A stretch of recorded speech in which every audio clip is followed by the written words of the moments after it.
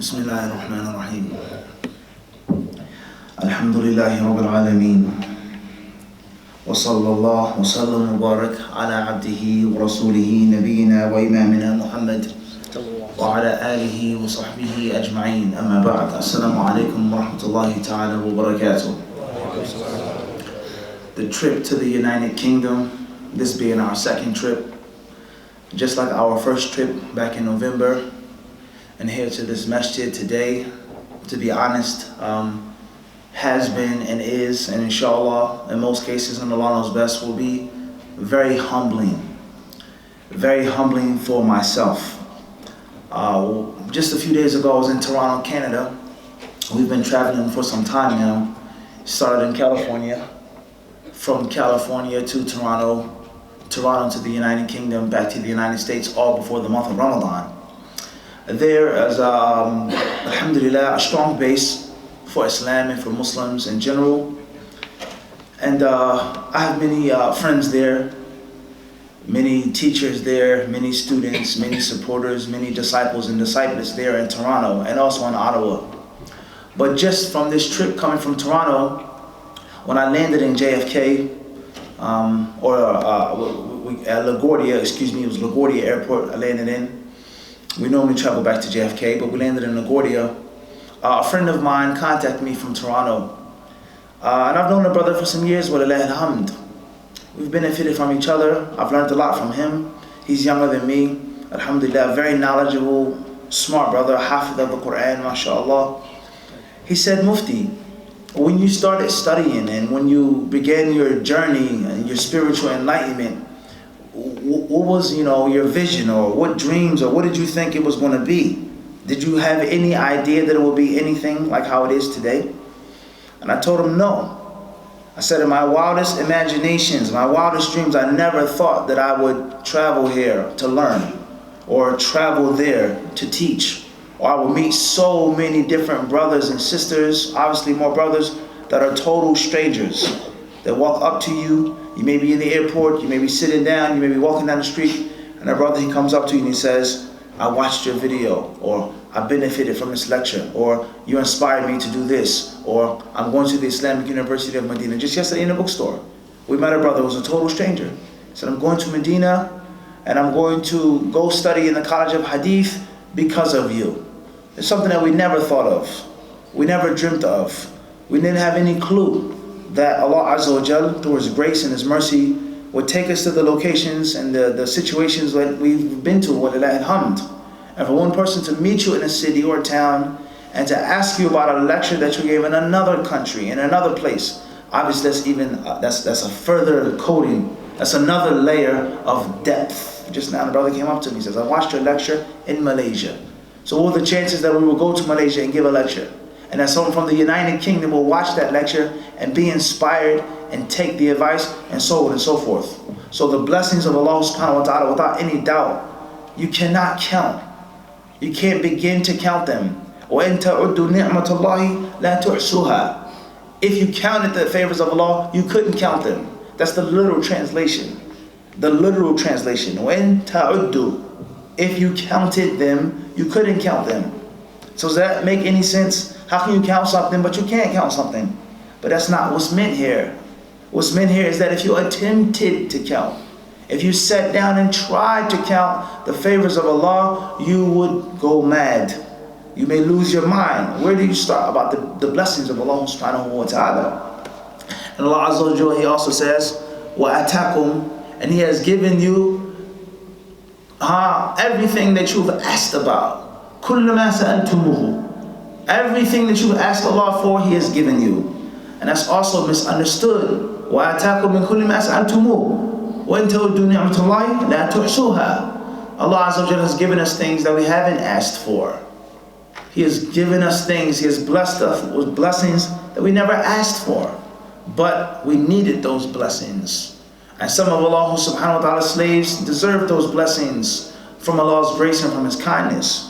So the point that I'm trying to get to is that oftentimes we laugh and we joke, or oftentimes we complain, we fight and we argue, or oftentimes we may become tired or lazy or lethargic, or oftentimes we may just do things out of habit, and we lose focus and we lose touch of the reality of these types of trips. The trips in which it's a blessing of Allah, and it's something that you never thought about, you never imagined, you never pictured, and you never know where Allah Azza wa Jalla will place barakah. And you never know who Allah will allow to benefit from you and learn from you and to be inspired from you. And with that being said, me being the speaker, the center of focus and attention of the trip, I'm telling you, and the best information, as we say, comes from the horse's mouth. It's a very humbling experience. And oftentimes it's surreal.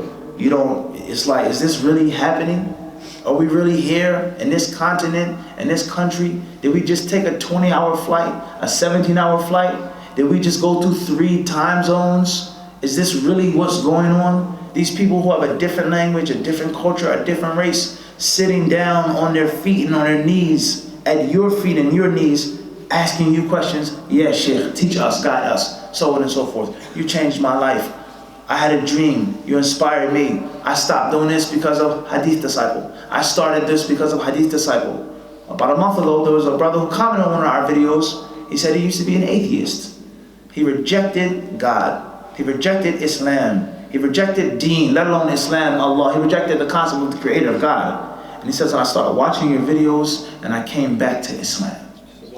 I came back to Islam because of your videos. Where's Alameen? I sent you the screenshot. I'm not making this up. There's no fairy tale to make things seem which they aren't. It's reality. So it's very humbling, okay? And oftentimes you have to check your intentions. That's first and foremost, okay? As one of the pious predecessors said, when he began his journey and his quest for hadith, he says that when I first started seeking hadith and learning, I thought that there was only one intention that you needed. There was only one intention for your general study in search of hadith. He says, but as I continued to learn and study and I was humbled, he says, فَإِذَا بِي أُدْرِكْ أَنَّ كُلَّ حَدِيثٍ يَحْتَاجُ إِلَى نِيَّةٍ. He says, but then I realized and I discovered every single narration that I study and memorize needs an intention, needs a check of our ikhlas. Let alone the fact is that it's humbling. Allah humbles you, and oftentimes you ask yourself, you say to yourself, what have I done to deserve this? What have I done to deserve this? To have this honor, the honor of being able to call to the sunnah and teach and propagate the hadith of the Messenger of Allah sallallahu, and have young men and influenced by you and inspired by you. No doubt that's very, very humbling. And I ask Allah Azza wa Jalla to make me grateful of that and to make me worthy of that, and to bestow upon each and every one of you all of His blessings in this life and in the hereafter. Allahumma ameen. With that being said, brothers and sisters, I would like to thank our host, alhamdulillah, and the young brother who recited the Quran. Jazakallahu khairan. May Allah increase you. From Surah Al-Isra, which is one of my favorite surahs in the Quran al-Kareem, and is one of the most interesting surahs in the Quran al-Kareem, which is oftentimes called Surah Al-Isra, what was known to many of the Sahaba and many of their predecessors as Surah Bani Israel. That was the more popular name of the surah. Surah Bani Israel, the chapter of the children of Israel. For obvious reasons, Allah subhanahu wa ta'ala, He speaks about the children of Israel and about Musa alayhi salatu wasalam. وَآتَيْنَا مُوسَى الْكِتَابَ وَجَعَلْنَاهُ هُدًى لِبَنِي إِسْرَائِيلَ أَلَّا تَتَّخِذُوا مِن دُونِي وَكِيلًا. Allah, He talks about the Jews, He talks about the people of the scripture in this surah, and the covenant and the agreement and the pact that they had and that they were supposed to keep and uphold. And we obviously know things didn't necessarily work out in the way in which they were supposed to work out from their aspect. Allah knew what would take place and what would happen. So Surah Al-Isra, it teaches us about Bani Israel and Musa.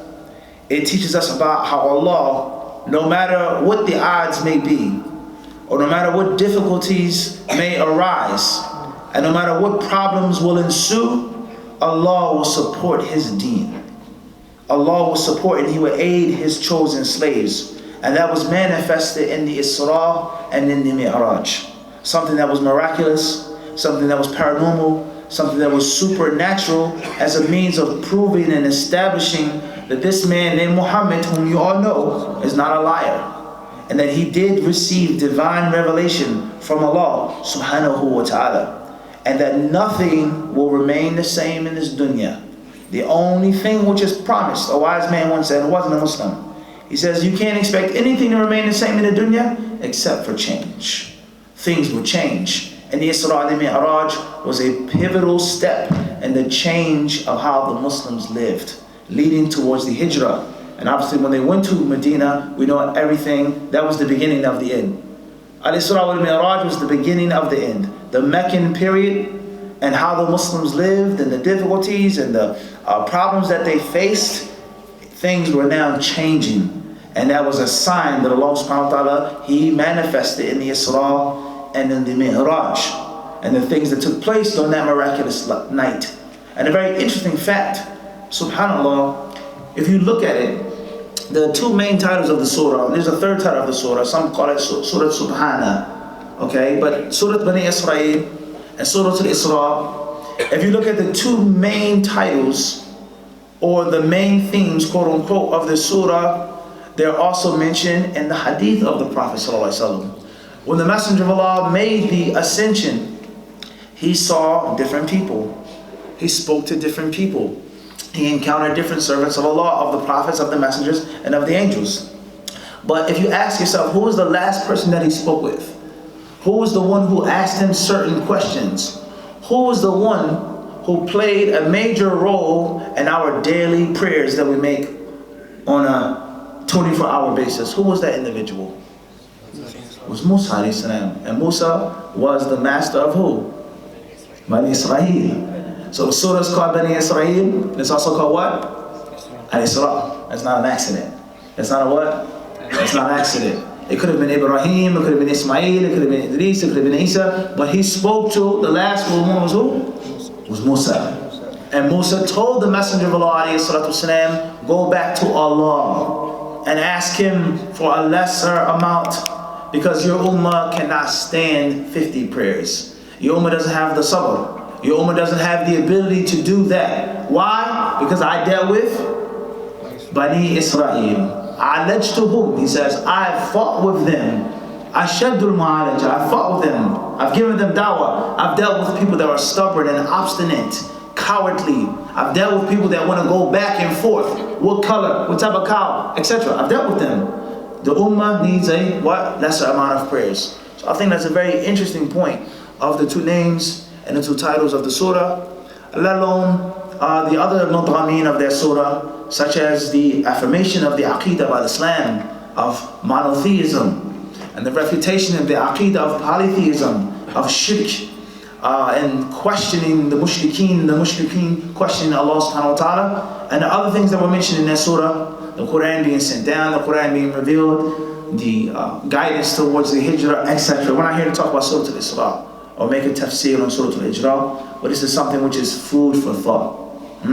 Food for thought. And I didn't have any idea or thought that he would recite that surah, and due to the fact that he did recite that surah, and it's one of my favorite surahs, I thought only befitting and only right to what? Share with you some fawaid with regards to some of the things that he recited from that surah. And Allah subhanahu wa ta'ala knows best. So with that being said, brothers and sisters, change yourself this Ramadan. Changing ourselves and getting or obtaining change in the month of Ramadan. A very important topic. And it's a topic that has to be looked at from more than one angle and more than one perspective. So from one angle or from one perspective, we say that change is only in the hands of Allah subhanahu wa ta'ala. He's the only one who changes. And He's the only one who allows things, people, places, and situations to do what? To change from one aspect. And it has nothing to do with the slave or the servant, period. Allah changes you. If Allah wills, He will change you this Ramadan. And if Allah wills, He won't change you this Ramadan. And from another aspect or another angle, min nahiyatin ukhra, is that the slave, the servant, the worshipper, the Muslim, the Muslimah, he or she is responsible for change. You are the only one that can change yourself from one aspect. No one can change you but you. You cannot wait for a thing or a person to change you, but you yourself must change yourself. من ناحية ثالثة, from a third perspective or a third angle, it is a combination and a balance, and it goes in more than one direction. A part of the change is in the hands of Allah, and a part of the change or a side of the responsibility and duty is with the servant. Everyone understand this? Another topic or another point of reflection with regards to change is, why only change in Ramadan? Why not change in Sha'ban?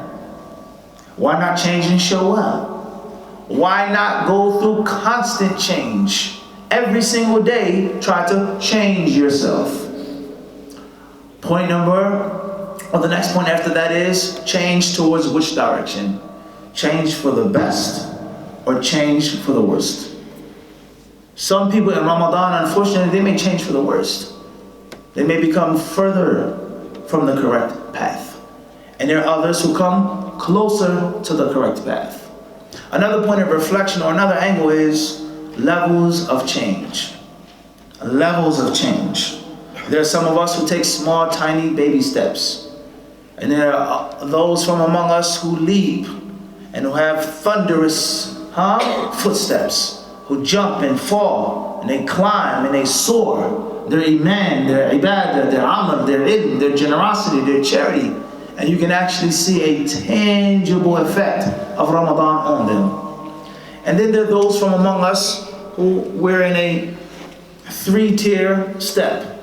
We have those who are doing bad, those who are doing good, and those who are excelling. So those who are doing bad, what is his goal for Ramadan? I'm not doing well at all. Okay, whatever the problem is that is affecting me. It's an issue of my prayers. It's an issue of girlfriend, boyfriend. It's an issue of drugs, alcohol. It's an issue of my hijab. It's an issue, whatever the issue is, me disrespecting my parents. Whatever the problem is that you're facing. What is my goal this Ramadan to change? Should I aspire for something high and lofty? Or should I aspire to just become efficient in the basics of Islam? Those who are doing good, but they're not doing great, what should their goals be? What should their aspirations be? What type of change should they look for during this Ramadan? To take it to the next level, spiritual excellence, or should they take a baby step? Also the concept of change. What does change mean? Does change mean that it has to be immediate? Or is change gradual and progressive? Is it on a large scale that it can be seen immediately, felt immediately? Or does it take steps? I would understand this. These are all very important aspects to understand this topic with regards to changing in Ramadan. Excuse me.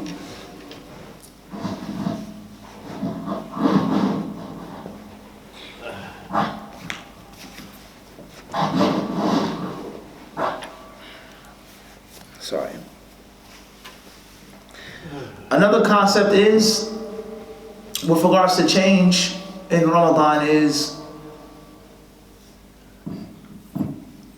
do I have an option to change in the month of Ramadan? Do I have a choice on which package plan I want? Minor, micro, macro, major, what type of change in Ramadan, before Ramadan? Is there an option? Do we need a lecture on changing in Ramadan? Or is changing before and after Ramadan, in Ramadan, something which is my obligation from the get-go? So all of these things are very important. And of course, last but not least is, if we realize the importance of change, and if we realize the necessity of change, and if we realize the nature of the world today is constant change, what are the practical steps to change? The tangible ways of actually changing. Do I just come to the masjid and that will change me in Ramadan? Does the sheer act of fasting change me? Does sitting in a class or a halaqah change me? Many brothers, they fell victim to this fallacy, this pre-assumption, is that when you go overseas to Medina, it's just going to change you, and that's it. And that's not necessarily the case. Rather, the change has to start before Medina, and has to change after Medina, And when you're in Medina, you have to work very, very, very, very, very hard to change your bad habits, the good habits, take into excellent habits, and the list goes on. One of my teachers, before we get into the topic, he was speaking to us in the college once. Maybe it was my third year of the school or my second year, I'm not sure. He was discussing the tarbiyah of the students and how it's much more than just wearing a white Kuwaiti thobe or having 3 pins in your pockets. Even though most brothers never had 3 pins in their pockets, this is more my style. Or wearing Clark Wallabies, or this type of expensive shoes overseas, and this type of kufi, and this type of hat, and this is your tailor. Just be honest now. The style of the Medina students, right? Especially the brothers who came from the UK. And think that being a student of knowledge and being righteous and pious is just about how you dress, or who knows you, or who you hang out with, etc. And he was talking about the reality that the students need real tarbiyah, real honest tarbiyah. And he said that the university and the school, it only applies, or it only gives you a small section of what you actually need. And the leaders, the government, the dean, the principal, the mudir of the school, and the jam and the kuliya, they know that you need more than what they provide in that school. And your scholarship is much more than just you coming to the university and coming to the college. And he said, why do you think you go to the Prophet's Masjid every day? Why do you think the Prophet's Masjid is an easy access for you? Why do you think there are buses that go to the Masjid for free? Why do you think we advise you to go study and review in the Prophet's Masjid? Nothing to do with the classes and sitting in the halaqah, but you're just sitting in the Masjid every day from Asr to Isha. He says 4 years, 5 years, 8 years, 10 years of you sitting in the Prophet's Masjid every single day, drinking Zamzam water. He says that's a part of your tarbiyah, and that's a part of your change. And it's supposed to have an effect upon you. And if you sit in the Prophet's Masjid for all of those years and it doesn't change you, something is seriously wrong. Something is seriously wrong. So with that being said, brothers and sisters, I want to read some things to you, bid'nillahi ta'ala, with regards to change and with regards to some of the misconceptions that we have with the concept of change. What is and what isn't change? What is the responsibility of the servant and the slave? And that which Allah subhanahu wa ta'ala controls, which Allah controls all things, of course. But you understand the point I'm trying to get to? What aspect or ratio of the change is in the hands of Allah subhanahu wa ta'ala? Allah Azza wa Jalla, He says in the Quran al-Kareem, in Surah Al-Ra'd, إِنَّ اللَّهَ لَا يُغَيِّرُ مَا بِقَوْمٍ حَتَّى يُغَيِّرُوا مَا بِأَنفُسِهِمْ. That whenever Allah Azza wa Jalla, or Allah does not, إِنَّ اللَّهَ لَا يُغَيِّرُ مَا بِقَوْمٍ, whatever's wrong, quote unquote, that's the common translation. إِنَّ اللَّهَ لَا يُغَيِّرُ مَا بِقَوْمٍ, that Allah does not change the wrong of a people, the backwardsness of a people. Allah doesn't change the problems that a people suffer from, the problem that people suffer from, حَتَّى يُغَيِّرُوا مَا بِأَنفُسِهِمْ, until they change themselves. Or another translation, Allah does not change the status or condition of a people until they change the status and the condition of themselves. You've heard this before, right? Oftentimes, is that you have to help yourself in order for Allah, what? To help you. Allah will not change the problem of a people until they themselves take an effort. Right? This is, in my humble opinion, the only translation that you'll hear of this verse. And it's the only interpretation that you'll hear of this verse. In tansurullaha yansurkum. For Allah to help you and to support you, you have to help and support Allah first and foremost. Ihfadillah yahfadka. Protect Allah, Allah will protect you, he said to Ibn Abbas. So they say that there's no change from Allah, the divine change, unless you yourselves change yourselves. But when you read many classical books of tafsir, you find that this translation and this concept is one of two things. Number one, it's either limited. This is one of the interpretations of the verse, and it isn't complete. Or you'll find in these classical books of tafsir is that this translation is actually wrong. This is a khata. And the interpretation of the verse is not correct. That Allah will not change the wrong of a people or the status of a people until they change themselves. Rather, you can find, inshallah, I'm going to read to you I want to read to you. Some of the ulama of tafsir, they say the meaning of إِنَّ اللَّهَ لَا يُغَيِّرُ مَا بِقَوْمٍ حَتَّى يُغَيِّرُوا مَا بِأَنفُسِهِمْ. And the opposite direction. Allah does not strip a people of a blessing. Allah does not take a ni'mah from a people until they themselves relinquish the ni'mah. Listen carefully. Allah will not remove His blessings from a people until after the people themselves have disrespected the blessing and relinquished the blessing. And obviously that's a total different what I will say? It's a total different understanding now of the verse. Everyone understand this? The mainstream interpretation, everyone agree with me or not? Yeah. That's how you hear the verse. Allah will not help a people until they do what? Help themselves, correct? But you'll find in many classical books of tafsir a different interpretation. Is that Allah does not remove a favor from a human being. He doesn't take a blessing from you. He doesn't take a blessing from a nation until after the nation has done what? Disobeyed and not valued the gift that Allah gave them. We understand this, the difference? And we said that the interpretation is what? Shatan ma bayna tafsirain. It's like night and day, these two interpretations. Everyone understand this? You with me, I mean? There's a what? Huge difference. You ever heard this interpretation before? In the United States? Muhammad? Never, not once. No lecture, no muhadara, no khutbah. In most cases, when you hear that verse, it's always in a what? A negative type of what? Context. Allah will not help us until we what, brothers? Help ourselves, which is not necessarily wrong. That's not wrong. But is that the interpretation of this verse? Everyone understand this or not? Right, moving forward. قال الشنقيطي رحمه الله تعالى إن الله لا يغير ما بقوم حتى يغيروا ما بأنفسهم وإذا أراد الله بقوم سوءا فلا مرد له وما لهم من دونه من وال. بين تعالى في هذه الآية الكريمة أنه لا يغير ما بقوم من النعمة والعافية حتى يغيروا ما بأنفسهم من طاعة الله جل وعلا. والمعنى أنه لا يسلب قوما نعمة أنعمها عليهم حتى يغيروا ما كانوا عليه من الطاعة والعمل الصالح. وبين هذا المعنى في مواضع أخرى كقوله ذلك بأن الله لم يكن مغيرا نعمة أنعمها على قوم حتى يغيروا ما بأنفسهم. وقوله وما أصابكم من مصيبة فبما كسبت أيديكم ويعفو عن كثير. وقد بين في هذه الآية أيضا أنه إذا أراد قوم بسوء فلا مرد له. وبين ذلك في مواضع أخرى إلى آخر كلام الشنقيطي رحمه الله تعالى. الشنقيطي, the great master of tafsir, he says in Adwa'ul Bayan, and the students of knowledge all know the value of that book, Adwa'ul Bayan. And the main focus of that book, Adwa'ul Bayan, is Adwa'ul Bayan fi tafsir al-Qur'ani ish bil-Qur'an. His main theme was to interpret the Qur'an with the actual Qur'an itself.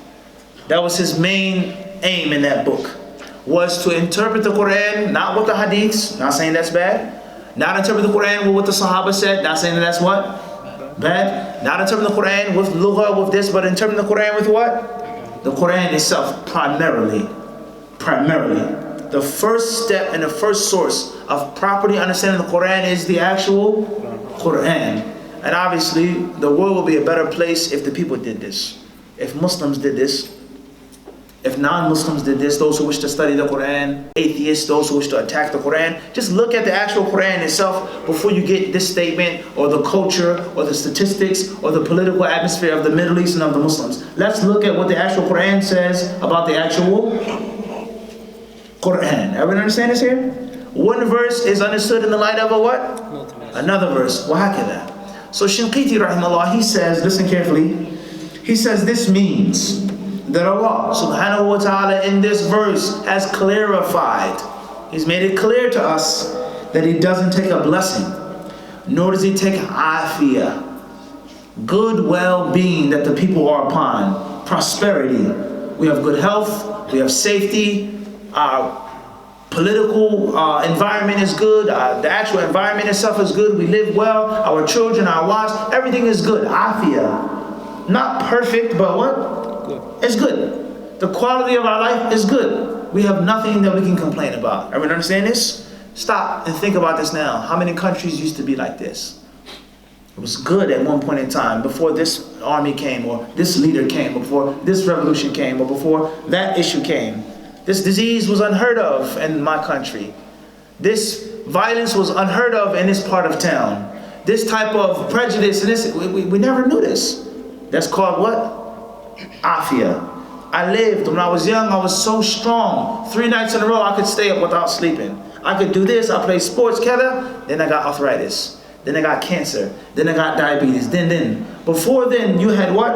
Afia. Good well-being. He says that Allah is telling us that He does not strip a nation, nor strip a people from afia and from ni'mah until they disobey Him, until they rebel against Him, until they stop doing righteous deeds. And this is explained in other verses in the Quran, such as what Allah says in Surah Al-Anfal, that is because Allah would never take a ni'mah that He has blessed the people with until they change themselves. In the 53rd verse of Surah Al-Anfal. So this is just one example of what's meant by that verse, and that translation is either limited or what? Totally erroneous. And that's a big problem. When we start translating the Quran and interpreting the Quran in a way in which Allah Azza wa Jalla did not intend. That's not what Allah meant by this verse or that verse. Are we understanding the point? So this is the foundation of the discussion of what? Change.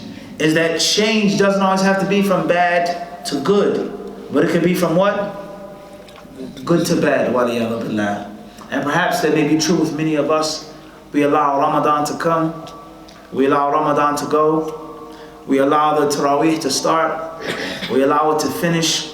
I start my fast. I end my fast. But what have I really done for myself? What have I really done for myself? Allah allowed me to learn the Quran, to learn the Arabic language, to study. And I come back to the United States or to the United Kingdom and I don't teach knowledge. I'm busy chasing dunya, which could be permissible to chase. I'm busy talking about people. And I'm busy involving myself with politics or this or that. And then the next thing you know, you forget a verse. Or you can't quote it. Or you don't have the desire to teach it anymore. So change is not always one what? Dimensional, but it goes in different what? Directions. So let us ask ourselves here, which direction are we going in this Ramadan? Am I going to get better? Or am I going to become worse? Am I going to do the righteous acts of Islam and of Ramadan and then stop when it's over? Or am I going to continue my spiritual quest? Who was locked up and chained away in Ramadan? Was it the shayateen or was it my shaitan? Who was locked up? We have to ask ourselves this question. How can you come to the masjid every day in Ramadan, but you never have no time to come any other time? I'm busy. I have to work. My grandfather, my grandmother, or I'm sick, or the masjid's too far. But it wasn't too far for 30 days in a row. It wasn't too far for what? A month. Not a week, not 3 days, but a what? A month, straight, consistently, Fajr. But the Fajr isn't too early, or the Imam recites too long, or whatever the case, for what? For a month. Perhaps many of us may fall under this verse here. We did the right thing for 30 days. The 31st day we stopped doing the right thing, and then Allah may do what? Take it away from us. And once that ni'mah goes away, only Allah knows, does it have the ability of what? Come back. May Allah protect us from that. قال ابن القيم رحمه الله تعالى: وهل زالت عن أحد قط نعمة إلا بشؤم معصيته فإن الله إذا أنعم على عبد بنعمة حفظها عليه ولا يغيرها عنه حتى يكون هو الساعي في تغييرها عن نفسه إن الله لا يغير ما بقوم إلى آخر الآية. ومن تأمل ما قص الله تعالى في كتابه من أحوال الأمم الذين أزال نعمه عنهم وجد سبب ذلك جميعه إنما هو مخالفة أمره وعصيان رسله. وكذلك من نظر في أحوال أهل عصره وما أزال الله عنه من نعمه وجد ذلك كله من سوء عواقب الذنوب كما قيل إذا كنت في نعمة فرعها فإن المعاصي تزيل النعم فما حفظت نعمة الله بشيء قط مثل طاعته ولا حصلت فيها الزيادة بمثل شكره ولا زالت عن العبد بمثل معصيته لربه فإنها نار النعم التي تعمل فيها كما تعمل النار في الحطب اليابس.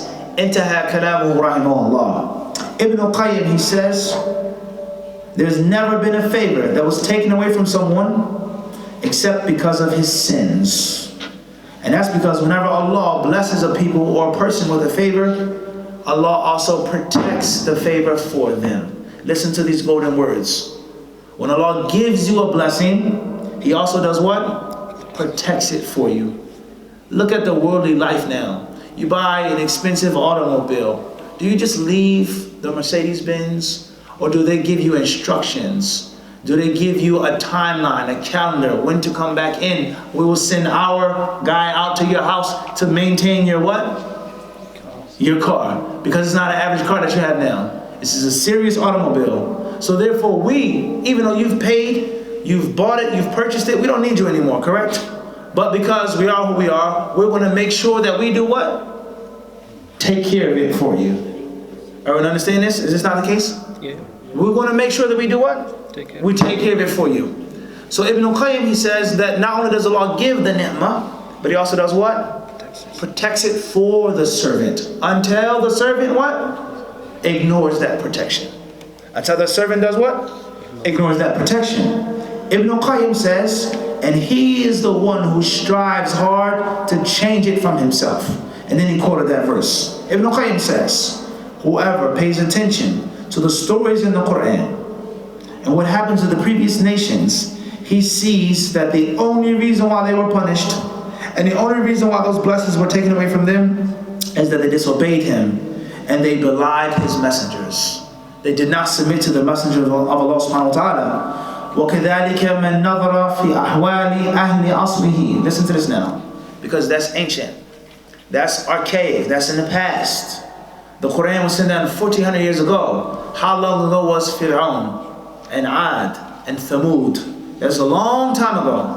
But Ibn Qayyim says, وَكَذَلِكَ مَنْ نَظَرَ فِي أَحْوَالِ أَهْلِ عَصْرِهِ. He who looks at his peers, meaning of the what? The current day.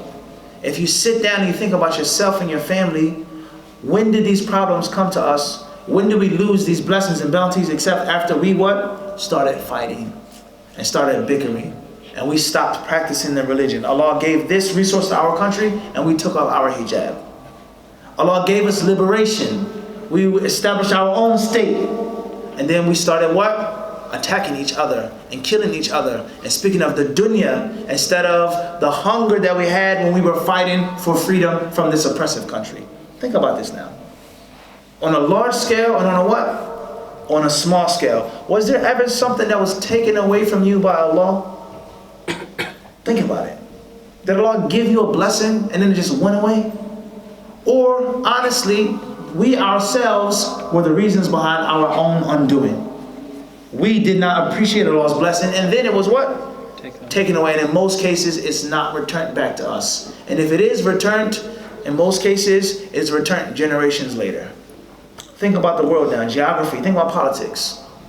When this country, when this person traded on this one, when he stabbed them in the back for the power and the leadership, the country was never the same since. 50 years later, 100 years later, 150 years later, then they started restoring peace and stability to the region. But the country has been in turmoil, what? Ever since. And the same applies to your household and your family. And the same applies to your own what? Your own nafs. Ibn Qayyim, he says, this is the case. Last but not least, he says here, is that disobedience, it does to the favor of Allah what fire does to firewood. What fire does to fuel, to coal and wood. What does fire do? Burns through it, it consumes it. And that's what happens when you don't appreciate Allah's blessings. And that's what happens when you don't thank Allah Azza wa Jalla for His favors. To the end of Ibn Qayyim's speech. So with that being said, that part of the message I believe is extremely clear. So now guys, what should we do when it comes to the month of Ramadan? How do I know that I can change? The proof that you can change is the fact that you're in the masjid. The dalil that change is possible is that you're asking yourself that question. And if you didn't love Allah, you wouldn't be here. If you didn't want to do the right thing, you wouldn't have a guilty conscience. If you didn't realize the fact that you're lacking as a servant and as a worshiper, you wouldn't criticize yourself. You wouldn't criticize yourself. You wouldn't find fault in yourself. Someone who thinks that they're absolutely guided and there's no improvement, there's no spiritual enhancement, he doesn't criticize himself. But the one who feels and realizes that there's a lot of work that I have to do, and I need to change, and I need to get better, and I need to, you're on the correct path, but knowing is only half of the battle. That's only half of the battle. We mentioned in yesterday's khutbah that Abu Darda radiallahu anhu, he said, إن من فقه العبد أن يتعاهد إيمانه وما نقص منه ومن فقه العبد أن يعلم أن يزداد إيمانه أم ينقص ومن فقه العبد أن يعلم نزغات الشيطان أن تأتيه. He says, from the fiqh, the understanding and the intelligence, the wisdom of a servant is to look after his iman, to look after it. وَمَا نَقَصَ مِنْهُ, and that which you've lost already. And from the wisdom of a servant is to ask himself, is my iman growing or is it suffering? And from the wisdom of the servant is to realize how the shaitan attacks him. What is my weakness? Where do I slip and where do I fall? Listen carefully, guys. I need to change. That's a blessing to know that. But now, how do I change? And where do I start? Each and every one of you knows your own weaknesses better than the next person. You have a problem with sleep. You have a problem with eating. You have a problem with money. You have a problem with women. You have a problem with this. You have a problem with that. That is where you need to pinpoint your efforts. And you do not need to waste your time and waste your energy. It's not wasting, but you have to economize your time and your energy on other things. In Ramadan, you got to critically work on your bad habits and your flaws. And don't spend so much extra time doing other things and not actually what? Pinpointing and directing your efforts to your specific problems. And this is one of the greatest tricks of the shaitan. One of three things. Number one, the shaitan will get you to what? Forget about your problems and your mistakes, your shortcomings. The reasons for change, in other words. My mistake is a what? Is a reason for change. If he can't do that, then he'll get me to be conscious of change, but only in others. I only see the fault and the mistake in what? In other people. Last but not least, if the shaitan can't get you with those two things, then he will get you to be righteous, to come to the masjid, to pray, to fast, to make tarawih, but not place your focus, your time, your energy on actually what? Changing and fixing your problems. Everyone understand these three things here? So there's a huge difference now. And this is a practical step of actually changing. I'm coming to the masjid, but instead of me busying myself with this, I really need to busy myself with what? With that. Ibn Qayyim rahimahullah, once he asked his teacher, Shaykh al-Islam ibn Taymiyyah. He asked him a simple question, but it's a very deep question. He says, أَيُّهُمَا أَفْضَلُ التَّسْبِيحُ أَمِ الْإِسْتِغْفَارُ? Which of the two is more virtuous? To say Subhanallah or to say Astaghfirullah? Which is greater? Which is more beloved to Allah? He says Istighfar, or someone may say a Tasbih. Shaykh al-Islam rahimahullah, being the master ilm smith that he was, he didn't give an absolute answer, but he gave detail. And he says it depends on the circumstance of the servant. If the servant is obedient and observant and righteous, not perfect, but there are righteous, he says then he should busy himself with what? Tasbih. He should busy himself with that. Not saying that he never misses his istighfar, but his energy and his time should be what? Pinpointed on? Tasbih. And as far as if the slave is a bit sinful, the slave is a bit negligent, the slave is not in order 100%, he or she should busy themselves with al-istighfar. Why? How? He says, kathob, like a piece of clothing, a shirt. You don't put on cologne until after you've done what? You've taken a shower. Let alone clean the actual shirt. Yeah. You don't put on cologne, you don't smell good and you're sweaty and your skin is clammy and mucky. You have to wash up and scrub. Then you put on the clean clothes and then you spray the perfume upon yourself.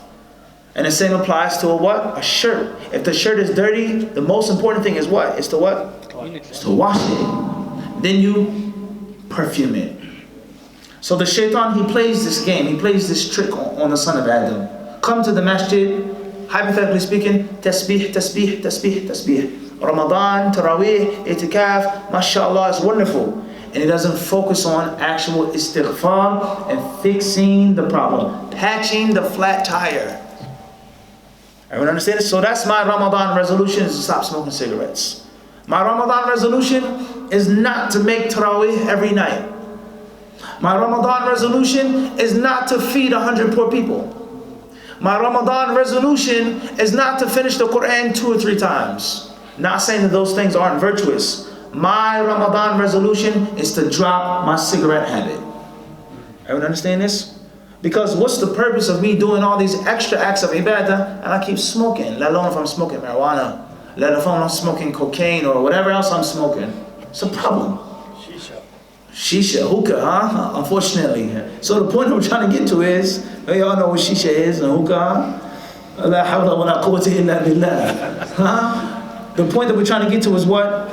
Is that, brothers and sisters, there is a fiqh towards what? Change. That's the point of my talk.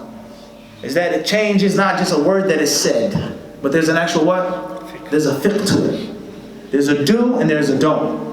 And the more you know of how to change, why to change, when to change, baby steps versus leaps, the easier it is for you to actually what? Change. And for us never ever to forget is that if we have a blessing from Allah, the Mighty and the Most High, and we don't value it, we don't appreciate it, Allah will change things. And we will change. And oftentimes, our life is like a funnel. It's a wide entrance, with a small exit. Easy to go in, and extremely hard to what? Come out. So be mindful of that. How easy it is to start smoking shisha? And how hard is it to actually what? Quit. And the same applies to other things as well. So with that being said, brothers and sisters, we ask Allah, the Mighty and the Most High, to allow us to change for the good in this Ramadan. Amen. We ask Allah subhanahu wa ta'ala not to change His blessings and favors that He's bestowed upon us.